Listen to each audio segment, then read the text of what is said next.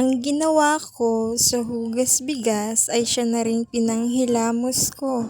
Dahil ayon sa nakakatanda ay nakakakinis daw ito.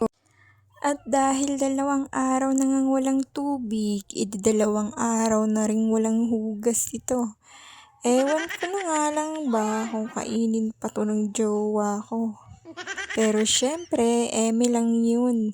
Nagpupunas din naman ako ng tissue na galing sa wallet ko. Hala ka!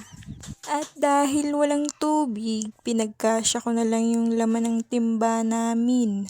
At dahil nagsaing na rin ako, ang ginawa ko sa hugas bigas ay siya na rin pinanghilamos ko.